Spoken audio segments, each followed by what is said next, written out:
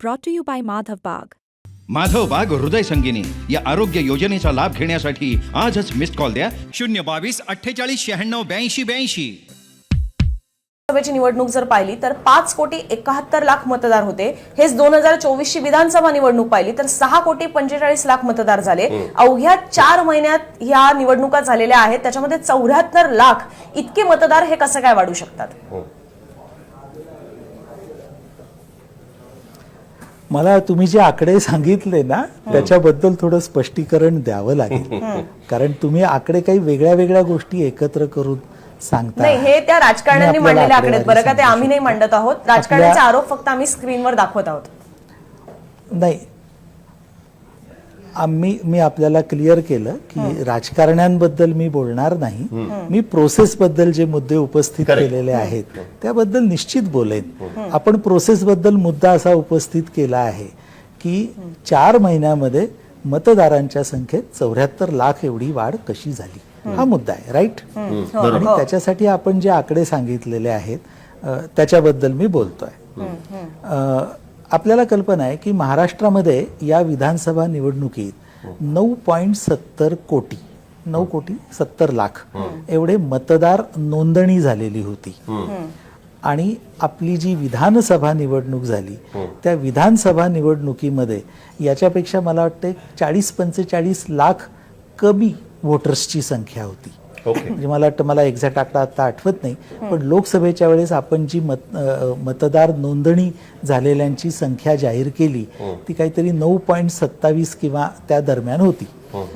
कारण आम्ही अशी नोंद घेतली होती की मधल्या काळात जो समरी सर्व्हे रिव्हिजन झालं मतदार यादीचं आणि मतदार नोंदणी क्लेम्स अँड ऑब्जेक्शन्स नवमतदार ज्यांना 18 वर्ष पूर्ण झाली या मधल्या काळात त्याच्या तारखा ठरवलेल्या त्या क्वालिफाईंग डेटला म्हणजे 1 ऑक्टोबरला ज्या कुणाला 18 वर्ष पूर्ण झाली त्या सर्वांची नावं आपण मतदार यादीत घेण्याचा प्रयत्न केला होता.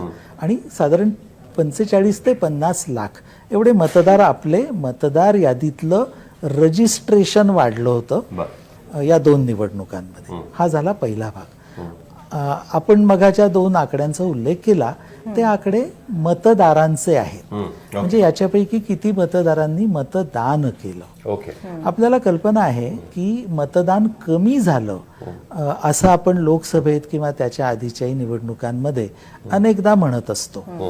लोकसभेमध्ये सुद्धा नॅशनल ॲव्हरेज जे होतं त्याच्यापेक्षा आपलं राज्य मागे होतं. आणि निवडणूक आयोगाने सुद्धा अशा सूचना दिल्या. आम्ही सर्व राजकीय पक्षांना आवाहन केलेलं होतं, मतदारांना आम्ही अनेक प्रकारे आवाहन केलं होतं.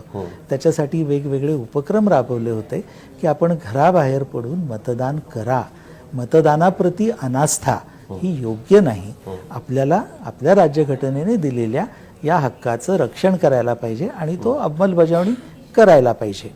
आमच्या त्या प्रयत्नांना काही प्रमाणात कदाचित यश आलं, हे कारण असू शकेल.